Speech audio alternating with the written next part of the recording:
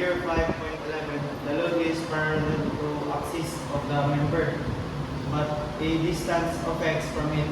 Solve for x. So we have a solution.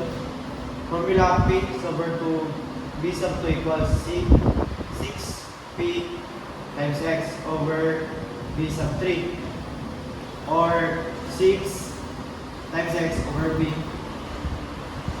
For simplify, we have a x is equals to B over 6, and our answer for that is D, which is B over 6. For our 27, we have a static load is mounted at the center of a shaft rotating at a uniform angular velocity. So for our answer, we have a D, fatigue loading. For 28, according to the Rankine theory, the failure occurs at a point in a member when, which is our answer is B, in maximum principal stress. So for our 29, according to the